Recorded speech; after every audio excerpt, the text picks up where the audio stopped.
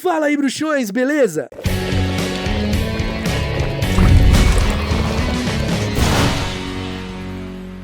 Tá chegando agora aqui no Caldeirão Furado? Então deixa de ser trouxa, se inscreva, ativa as notificações pra você ficar por dentro de tudo e não esquece que você pode se tornar um membro aqui do canal e assim ter acesso a benefícios exclusivos, como selos que vão ao lado do seu nome ou emojis pra você usar aqui nos comentários. Você também pode contribuir através do botão valeu, assim o seu comentário fica em destaque entre os demais, ou então mandar sua pergunta pro Papo Furado que eu respondo em vídeo aqui no Caldeirão. E hoje nós temos episódio de Papo Furado, fazia tempo que eu não fazia Papo Furado, né? Fiz lá o de 100 perguntas, aí deixei um pouquinho sem, é pra vocês sentirem falta, pra vocês ficarem com saudades, né? Tudo que a gente gosta tem que dar uma saudadinha assim, né? É ou não é? Não? Quer mais Papo Furado toda semana? Não, pô, tem que dar uma saudadinha. Então vamos direto pra nossa primeira pergunta, que é do... ou da 1_Bel_3. Oi, Caco, beleza? Beleza, e você? É possível um animago falar em sua forma transformada? Eles podem utilizar magia estando transformados? E por último, um animago na forma humana, se quiser, pode transformar só uma parte do seu corpo? Por exemplo, transformar as mãos e unhas em patas e garras? Pergunta muito legal, mas não se tem qualquer evidência de animago falando transformado em sua forma animal. Então não dá pra saber se não é possível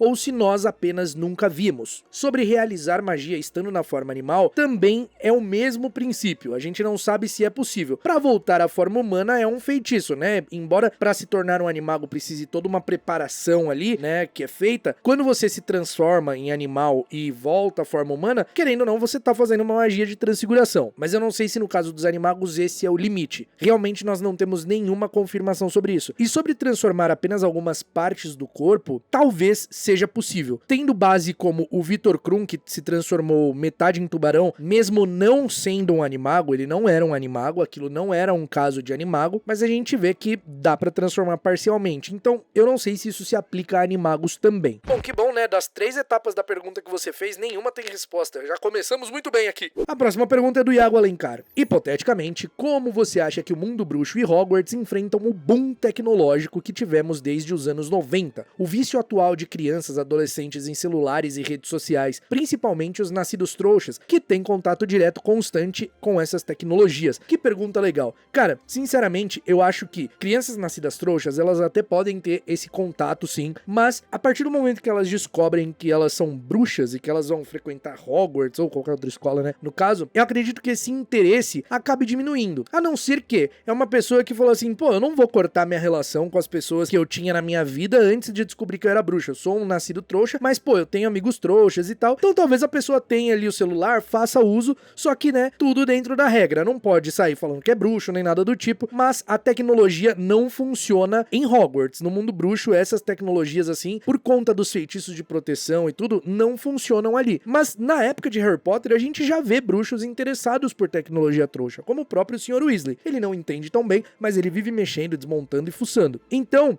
eu acredito que grande parte dos bruxos ignora o boom tecnológico, porque simplesmente pra eles não é nada tão interessante que a magia não possa fazer. E pra adolescentes, principalmente nascidos trouxas, eu acredito que até possa ser atrativo, mas não indispensável. Imagina uma rede social bruxa? Muito legal. A próxima pergunta é da Silvia Rojas. Quando a Tonks engravida, o Lupin fica com medo de que a criança seja um lobisomem, como ele. Mas, isso é possível? Ou a licantropia só é transmitida pela mordida? A licantropia só é transmitida pela mordida. O Lupin fica com medo, fica assustado, porque ele não conhecia nenhum caso de lobisomem como ele que teve filho, porque normalmente essas pessoas que sofrem da licantropia são tão marginalizadas, são tão excluídas, que são solitárias, são sozinhas. Então por isso o grande medo dele, ele não sabia o que podia acontecer. A próxima pergunta é da Melzinha Gameplays. Animais Fantásticos foi abandonada? Qual desfecho você espera pra franquia? Agora você pegou num ponto sensível aqui. Olha, eu não sei que nome a gente pode dar pra isso, mas desde 2022, que foi quando saiu o último filme, ninguém nunca mais falou mais nada. E quando eu digo ninguém, eu estou falando o estúdio, o Warner e a autora J.K. Rowling. Aliás, a autora J.K. Rowling, ela parou de falar de Animais Fantásticos até mesmo quando ele estava em produção. Isso pra mim já caracteriza um grande abandono. Mas e pra você? Assim, sinceramente, eu gostaria de acreditar que não foi abandonado, que existe um plano assim, tipo, nossa, um dia nós vamos voltar com Animais Fantásticos. Mas, ao que tudo indica, Parece que eles deixaram de lado e colocaram naquela gaveta esquecida que a gente joga um monte de tralha, sabe? O que é muito injusto, porque eu gostaria muito de ver a continuação e a finalização da história como foi prometido. A próxima pergunta é da Fernanda Cardoso. Olá, Caco, tudo bem? Tudo bem, e você? Minha dúvida é a seguinte: o Snape fez o voto perpétuo antes ou depois de concordar com o plano de matar o Dumbledore? Tava lendo Harry Potter e o Enigma do Príncipe e se passam poucas semanas entre o fim de Ordem da Fênix e o começo de Enigma do Príncipe. Então achei tudo muito corrido.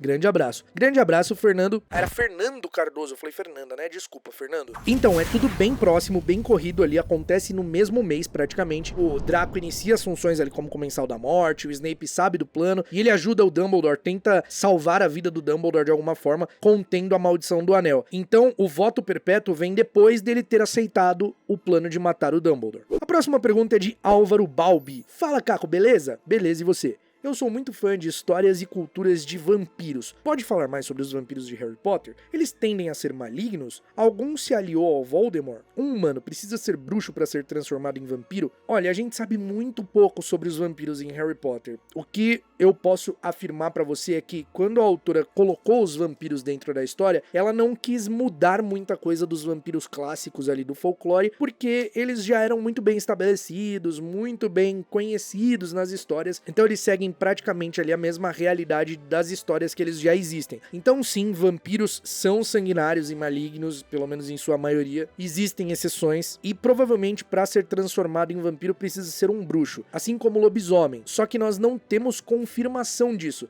Eu posso até dar uma pesquisada a fundo depois para tentar fazer um episódio só sobre vampiros, mas eu não me lembro se existe a confirmação de que para se transformar em vampiro ele precisa ser bruxo, entende? Ou se um trouxa poderia ser transformado. Eu sei que com lobisomens, trouxas não sobrevivem ao ataque. Isso é até meio controverso, porque no livro Animais Fantásticos e Onde Habitam falam que trouxas podem ser lobisomens também, né? Mas nos livros diz que não. Então eu não sei se isso se aplicaria aos vampiros, eu acredito que sim. A próxima pergunta é do Luca Orgulhoso Lufano. Caco, já vi vídeos seus falando do que gostou e do que não gostou nos filmes em comparação aos livros. Agora que teremos a série e os produtores disseram que iriam fazer mais fiel aos livros, o que você acha que seria da hora de manter na série do que se tem nos filmes? Então, teremos a série, eles falaram realmente que a ideia era ser fiel, mas a gente já viu que tem algumas coisinhas que eles estão mudando, né? Por exemplo, o Snape, que vai ser interpretado por um ator negro ao invés de um ator branco e vai ter a aparência diferente do que é descrito nos livros. Mas o que eu gostaria que se mantesse dos filmes, bom, eu acho as tatuagens do Sirius Black um acréscimo muito legal pra história, eu acho que combina muito com o personagem, isso não tem no livro. A cena de dança com Harry e Hermione ali em Relíquias da Morte, eu acho que é uma coisa muito... ela é muito simbólica, eu acho que mostra muito a amizade dos dois, como funciona, eu acho uma cena legal. Mas assim, eu acho legal, mas manter, eu não sei se eu gostaria que eles mantivessem não. Pra ser bem sincero, eu gostaria que na série fosse tudo diferente, que eles realmente fizessem diferente, que eles realmente não pegassem nada dos filmes, que deixasse as coisas dos filmes como clássicas ali, sabe? Mas eu acho que provavelmente eles vão reutilizar alguns elementos, como Hogwarts, o exterior de Hogwarts ali, porque tem a maquete, né, que eles fizeram as filmagens e tal, então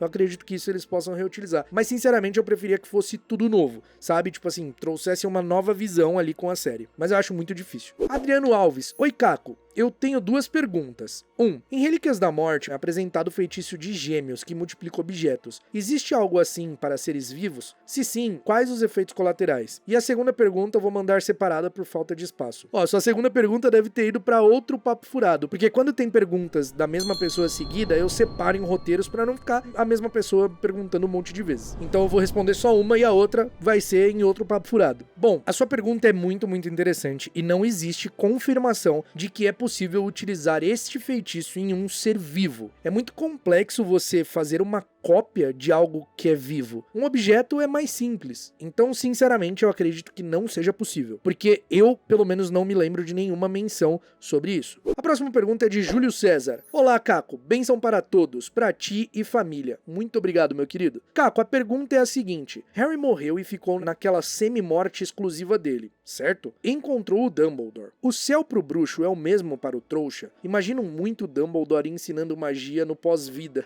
Abraços. Cara, que pergunta legal. Na realidade, o Harry não morre. Pra ele morrer, ele teria que seguir adiante. O que acontece é que a gente poderia, mais próximo da realidade, colocar que ele teve uma experiência de quase morte. Ele fica vivo porque ele escolhe, né, ficar vivo. Ele poderia prosseguir, ele poderia ir adiante e, de fato, morrer. Mas o além-vida é uma realidade no universo de Harry Potter, né? A vida após a morte existe. Agora, onde as pessoas ficam, se tem um céu, se tem um inferno, o que acontece, aí já é um ponto um pouco mais complexo que precisa de uma análise muito mais aprofundada que um episódio como esse de Papo Furado, de responder perguntas rápidas, não permite. Mas sim, o além-vida existe, os bruxos, eles, depois que morrem, eles passam pro próximo estágio da existência, que é esse além-vida, a vida após a morte. Agora, onde eles ficam, se tem um céu, se tem um paraíso, não sei. A próxima pergunta é do Júnior Barros. Olá, Caco, tudo bem? Tudo bem, e você? Uma pergunta bem louca. Vamos lá. Pergunta comum, então, né? Porque no Papo Furado a gente tem muitas perguntas bem loucas. Sabemos que um bruxo pode ter mais de uma varinha com lealdade a ele. Nesse caso, um bruxo conseguiria usar duas varinhas ao mesmo tempo? Tipo uma na mão direita e uma na mão esquerda? PS, seria muito legal ver isso. Cara, provavelmente é possível sim. A gente tem um exemplo do Harry utilizando 3 varinhas ao mesmo tempo pra lançar um feitiço, mas 3 em uma mão só, quando ele desarma o Malfoy lá na mansão, né? Mas assim, usar uma de cada como 2 varinhas próprias, a gente tem o exemplo do Gnarlock, que é aquele duende gangster que aparece em Animais Fantásticos. Ele tem um coldre com 2 varinhas. Então assim, cara, é possível. E sim, seria muito legal se um bruxo tivesse 2 varinhas. Na saga A Arma Escarlate acontece isso. Essa saga é muito legal. Ela retrata o universo bruxo brasileiro. Ele é inspirado em Harry Potter, se passa no mesmo universo de Harry Potter, mas não é oficial de Harry Potter. É uma saga de livros bem legal, recomendo pra quem quiser ler. Tem um bruxo que usa 2 varinhas desse jeito. A próxima pergunta é do Iago Duarte. Fala, Caco, tudo bem? Tudo bem, e você? Parabéns pelo canal, assisto mais ou menos há uns 5 anos, parabéns pelo trabalho. Pô, muito obrigado, cara, obrigado por estar aqui esses anos. Minha pergunta é o seguinte, você não tem medo dessa série, mesmo sendo fiel aos livros, mudar um pouco as coisas pra se encaixar na realidade? Sexo de personagem ou gênero deles e etc? Cara, sinceramente não tenho. Eu acho que podem ocorrer mudanças, como a gente já viu que vai ter o Snape sendo interpretado por um ator negro, mas eu acredito que mudança de sexo ou gênero de personagem não vai ser alterado. Não sei, isso é o que eu acredito. Eu acho muito difícil eles mudarem isso. Pode acontecer? Olha, nada é impossível, né? Não sei o que se passa na cabeça dos caras. Vai que eles queiram mudar. Tipo, colocar um personagem mais secundário, assim, ou terciário, mudar. Ah, tipo, no livro era uma menina, mas no livro é um menino, ou o contrário, sei lá, enfim. Não sei se isso pode acontecer. Sinceramente, eu acho difícil, mas não é algo que me preocupa, sinceramente. Até porque eu tenho uma opinião sobre mudanças, que eu sei que tem uma galera que discorda e tá tudo bem, que é, se a mudança não interfere pra mim na história, tipo assim, ah, pô, mudou um personagem ali, mas não interfere em nada na história. Nada. Pra mim não faz diferença, sabe? Agora, se é uma mudança que interfere diretamente, que vai ser muito, nossa, vai mudar muito, aí eu acho mais complicado, sabe? Mas não é um medo que eu tenho, não. A próxima pergunta é da Heloísa Baggio. Fala, Caco, beleza? Beleza, e você? Sou vegana e fico imaginando como seria um bruxo seguindo o veganismo. Quais os ingredientes que usaria nas poções? Não mataria uma araramboia, né? Usaria correio coruja? Andaria num testralho? E em transfiguração, usariam animais? Olha, eu acredito que se um bruxo fosse veganismo, praticante do veganismo, ele iria se enquadrar nos costumes dessa prática, né? De não explorar animais. Então, como ele faria certas coisas? Ele precisaria achar um substituto, né? Ele precisaria achar um substituto. Uma poção que precisa de ingredientes que vêm de animais, ele teria que descobrir um jeito de fazer uma poção que tenha os mesmos resultados com outros ingredientes. É possível? Não é possível? Aí eu não vou saber te responder. Mas em teoria, se um bruxo for praticar o veganismo, ele vai seguir esses princípios, né? Então não vai querer utilizar, nem montar em animais, nem fazer nada do tipo. A próxima pergunta é do Lucas Avelar. Boa noite, Caco.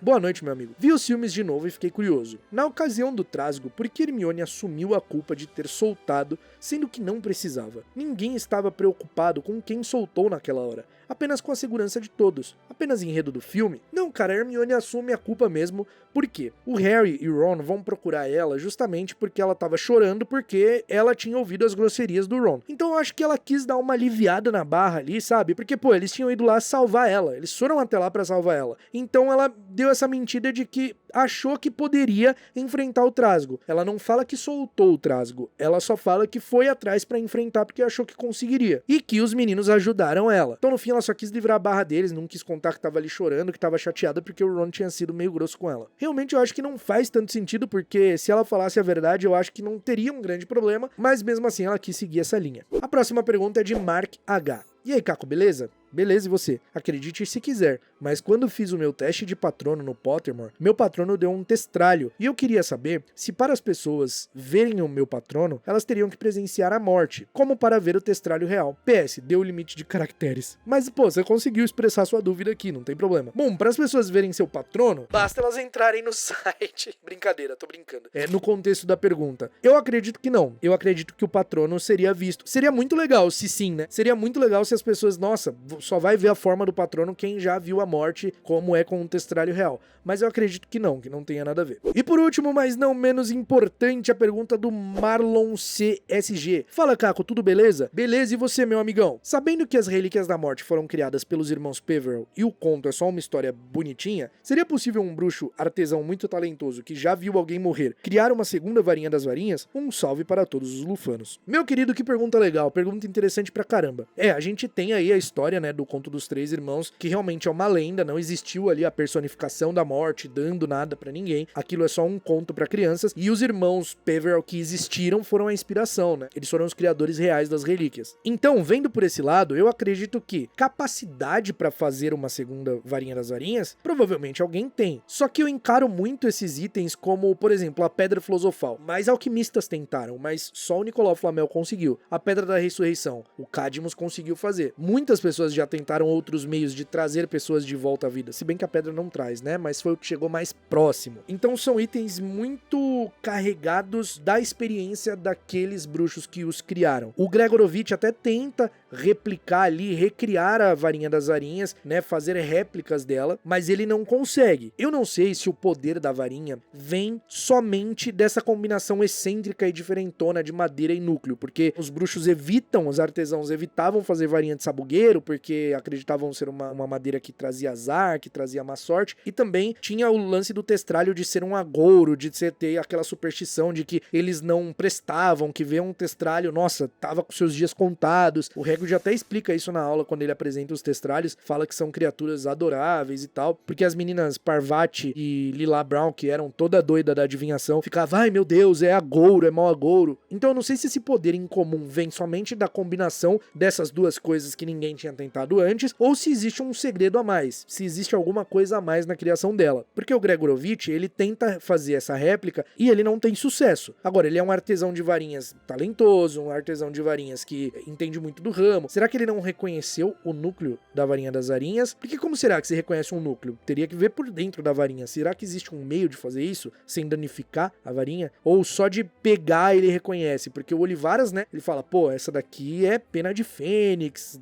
tal, essa daqui é pelo de unicórnio, essa daqui é fibra de coração de dragão. Ele sente cada varinha que ele fez. Só que o Gregorovitch, ele não tem só 3 núcleos, ele tinha mais núcleos diferentes. Será que ele conseguia reconhecer? Será que ele já tinha visto testralho? Será que ele sabia o que era testralho? Entra todas essas questões, sabe? Será que ele não conseguiu replicar por isso? Que ele jamais conseguiu identificar o núcleo da varinha? Então levanta essas grandes questões, sabe? Será que alguém teria capacidade de fazer, então, uma nova varinha? Eu acredito que, assim como a Pedra Filosofal, que muitos tentaram e só um conseguiu, a varinha das varinhas tem algum segredo que a gente nunca decifrou também. Mas então é isso, meus bruxos, eu espero que vocês tenham gostado desse episódio. Se você gostou, não esquece de deixar seu like, seu comentário, vai ser muito bem-vindo aqui.